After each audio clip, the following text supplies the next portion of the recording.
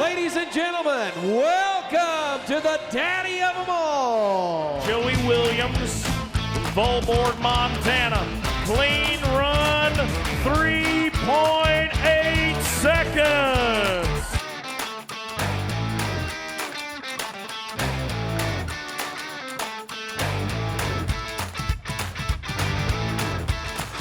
In 1897, the daddy of them all was born.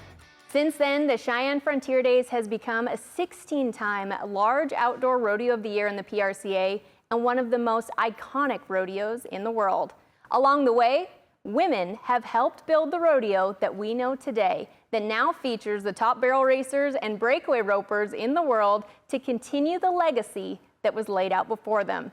That is why this year, the 127th Cheyenne Frontier Days has been dubbed the Year of the Cowgirl. Tom Hersig, the CEO of the Cheyenne Frontier Days, joins me now to talk about the amazing women throughout the history of the Cheyenne Frontier Days. But cowgirls were a big part of settling the West in Wyoming long before the advent of the rodeo, Tom.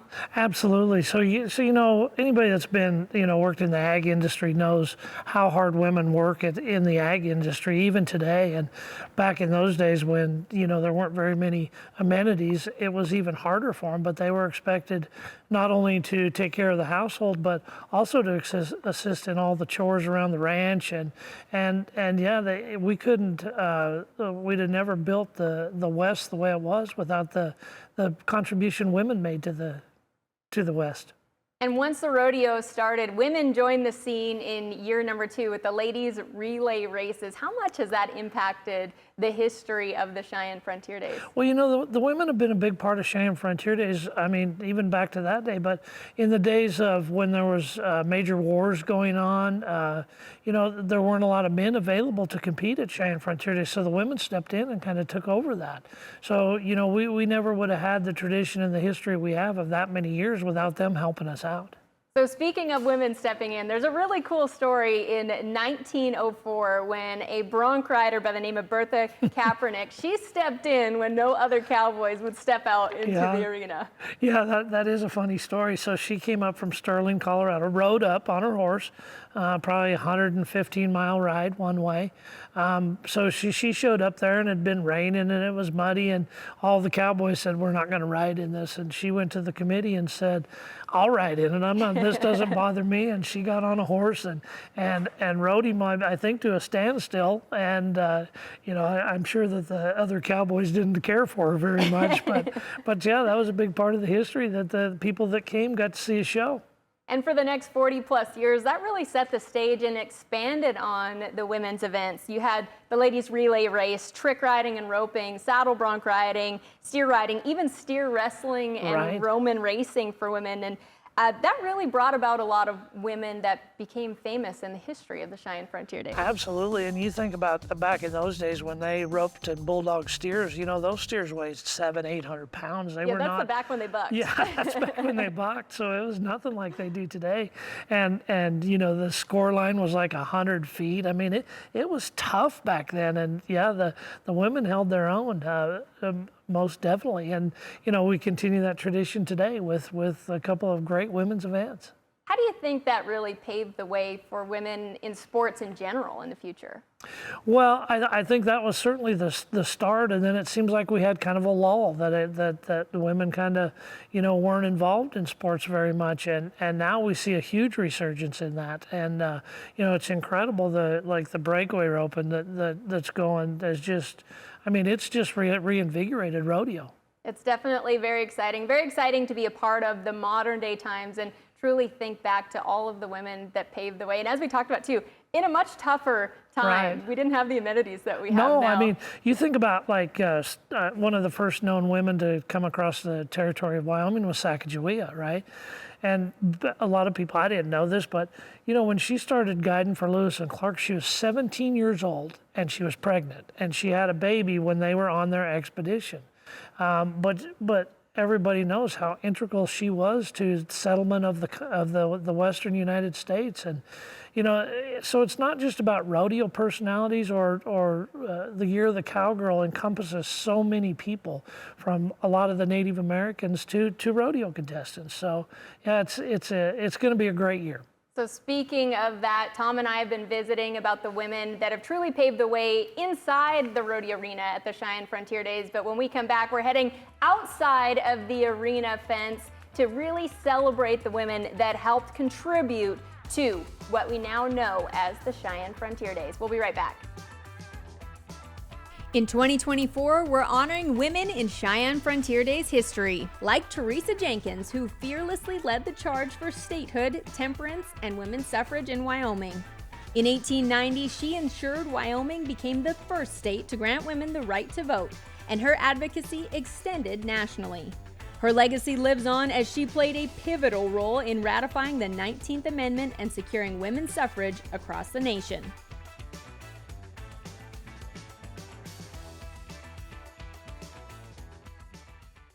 Next year, you've got a new theme. We do have a theme. So next year at Cheyenne Frontier Days, it's gonna be the Year of the Cowgirl, and we're gonna honor the cowgirls of the West. Not only their participation at Cheyenne Frontier Days, but the women of the West have been kind of the silent people of really building the West, and they've really been the backbone of it. And so we've got a few surprises for next year. But I think you're going to want to put that on your calendar to come next year.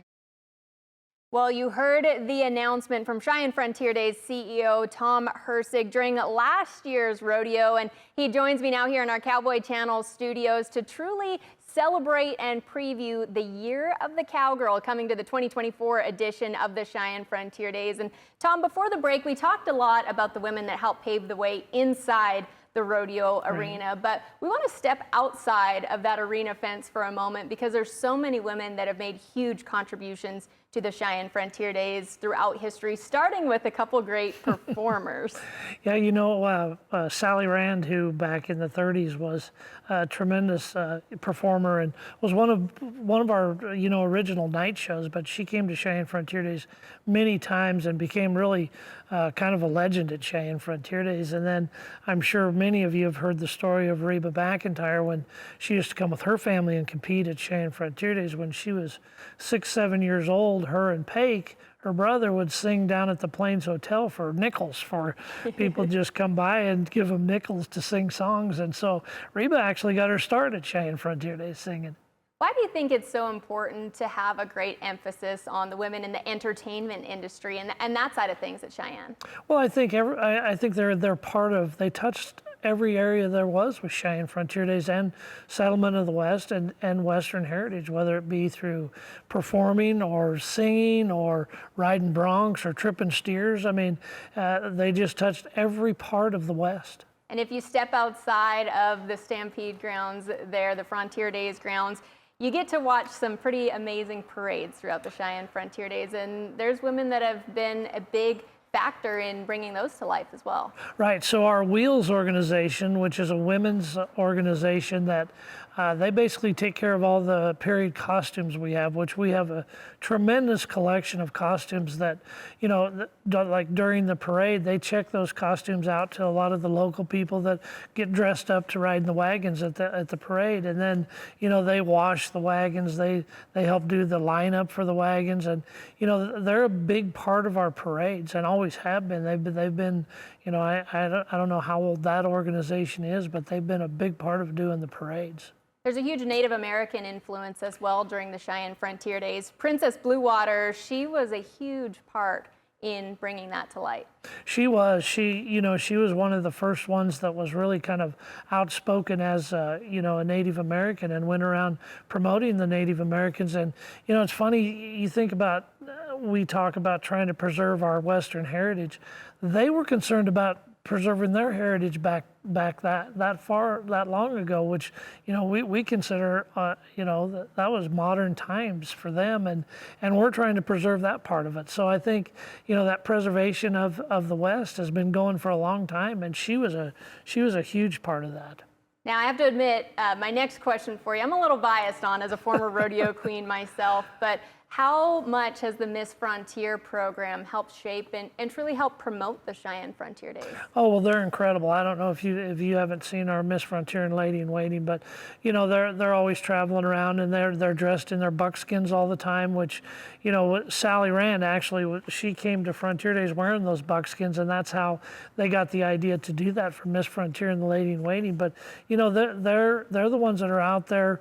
They're the beautiful side of Cheyenne Frontier Days, and they do a great job going around to the schools and talking to them and talking to the kids about rodeo and the Western way of life. And they travel around to a lot of the other rodeos promoting Cheyenne Frontier Days. And yeah, they're a huge part of Cheyenne Frontier Days. It's truly not just about what happens inside that arena fence. If someone's coming out to Cheyenne, what are some key spots that they need to go check out during the rodeo? Well, I think one of the big spots they need to check out this year is going to be the statue. How about them Cowgirl statues? So, you know, that's the big part of the celebration is memorializing that the year of the Cowgirl. And you know, a couple of years ago we memorialized Chris Ledoux, who was a big part of Cheyenne Frontier Days in Cheyenne in the state of Wyoming, and we did a statue of Chris Ledoux. And some of the ranching community came to us and said, well, you know, women are a big part of this too. And we said, absolutely. And so they actually got together, Doug and Susan Samuelson, who have a ranch outside of Cheyenne. They're actually the ones that donated this statue to memorialize women of the West. And so it's going to go right next to Chris Ledoux. So that's going to be a great part to visit. And of course, the parades, you know, we have a pancake breakfast that we feed about 10,000 people a pancake breakfast downtown.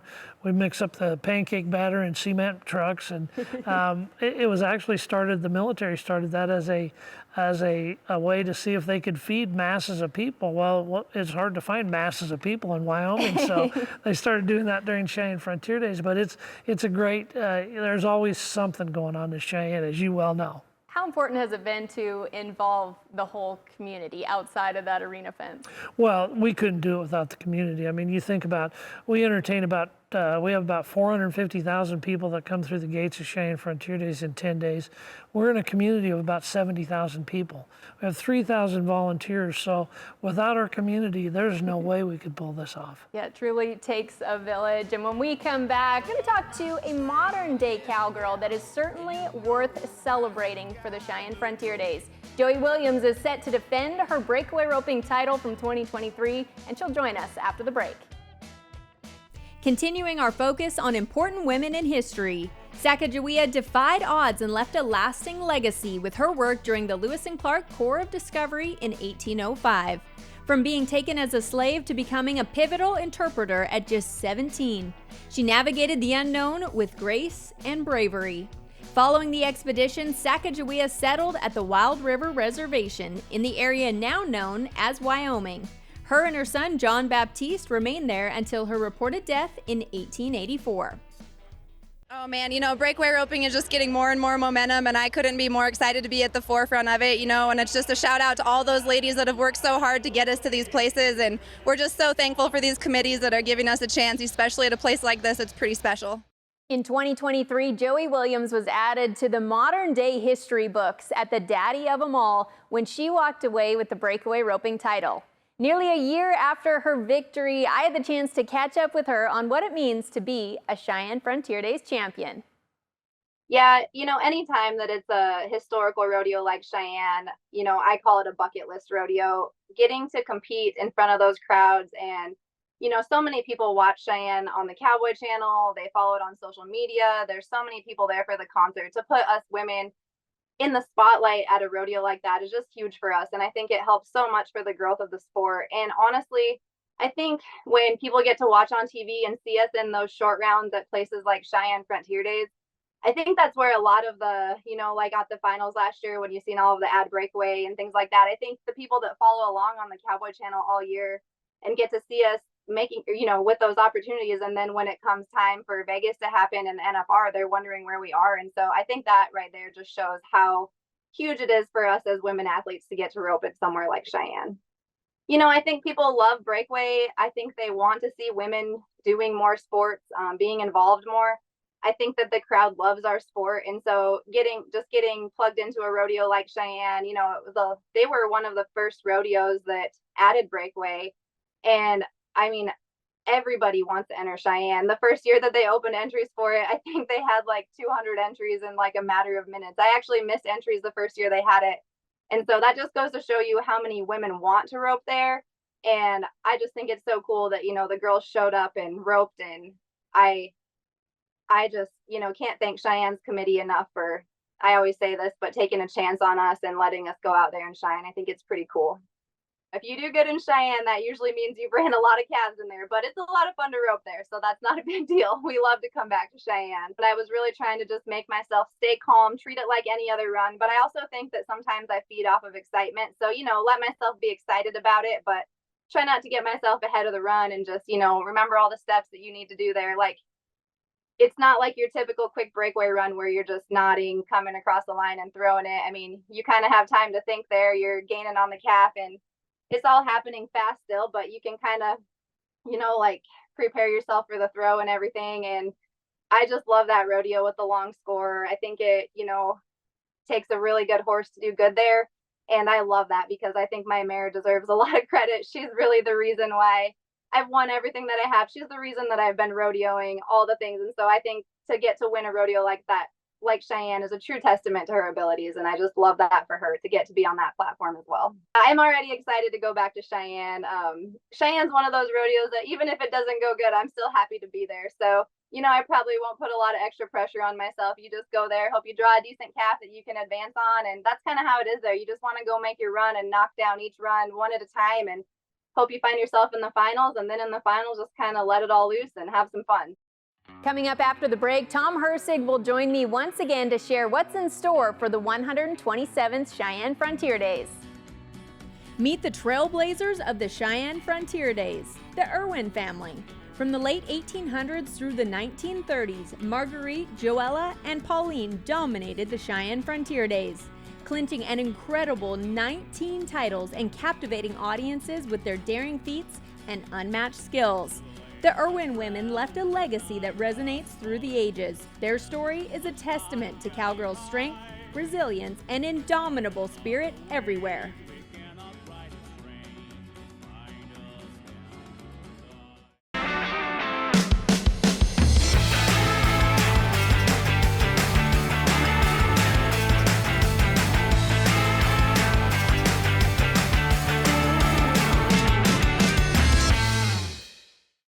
Welcome back to our preview of the 127th Cheyenne Frontier Days, where we're getting ready to celebrate the year of the Cowgirl. We've obviously heard a lot today, Tom, about the women that have shaped or are continuing to shape the Cheyenne Frontier Days, but why is it so important to give them this platform and celebrate them this year? Well, I think it's important to the state of Wyoming. I know a lot of people have probably seen that Wyoming is well known and called the equality state. And you may not know this, but the reason we are is because we were the first state to allow women to vote, which really wasn't that long ago when you think about it. But it's always been important to the state of Wyoming to treat people equally, especially men and women. That's always been a big part of Wyoming. Esther Hobart Morris was she was the very first justice of the peace in the country. So we've got a long history with women, and we just felt it was really time to honor the women of the West in Wyoming. What do you think it is about the state? Is it the landscape? Is it the ruggedness of it that truly, obviously throughout its entire history, has honored the women that have helped pave the way? Well, I think it's such a rural state. I mean, we don't have big metropolitan areas that, so life is hard out there. The winters are brutal. It's cold. It's windy. And there's large ranches and large ag communities out there. And the women have been such a big part of building that and working side by side with their husbands and their brothers. And so I just think that we understand the importance of women because we've relied so heavily on them in Wyoming. And we've really just had time on the show, and I wish we had more time to really dive beneath the surface of so many of these amazing women that have helped pave the way, both inside and outside of the arena. But you at the Cheyenne Frontier Days and your entire crew are doing a great job of helping to share those stories. So for anyone that wants to know more about some of the amazing names that we've shared today, how can they find out more? Well, the best way is to come to Cheyenne Frontier Days at the end of July, but we are doing our social media. If you can track our social media, we're doing stories all the time on that. We've got a long list of women that we're honoring. Also, to get on our website, cfdrodeo.com, we're going to have links to some of our podcasts. I think we've got 6 or 7 podcasts just dedicated to the Year of the Women, from the Dandies, our riding group, to our Miss Frontiers, to just the history of women. So there's going to be lots of information coming out. Just follow us a little bit, and you'll get educated. And I know you've got a lot of great plans for the rodeo this year. What are some that you can share with us? I know you always keep a few surprises, but what are some of those great plans you have? Well, I think, the great plans for this year is, we talked about the statue. How about them Cowgirls? That's going to be a great thing. And, for people that really haven't been to Cheyenne Frontier Days, we go from the largest rodeo in the world, where we buck lots of horses and we have about a 3-hour performance, and we transform our arena into a night show that holds about 22,000 people, and that transformation takes place in about 2 hours. I mean, it's really an incredible thing. The Thunderbirds are coming back to fly this year. We've had our airport's being remodeled, and so they couldn't come for a couple years. So we're excited to have them back. The Naval Leapfrogs will be there jumping out of their planes, and they do that both day and night. And if you've never seen them jump out of the planes at night and land in our night show, it's really an incredible thing to see them do that. We got the pancake breakfast, the parades, the Indian Village, which is really phenomenal to see. So we got lots of stuff to see. You got to spend a couple days, or you won't see it all. I want to know, for you personally, you've been a part of the rodeo game for a long time. You're a dad. How proud are you that you're taking the time this year to truly honor women of the Western heritage? I'm really proud about that. We were one of the first to bring in, Breakaway Open with equally added money. I think the first year that we had Breakaway Open, there was over 400 girls that entered.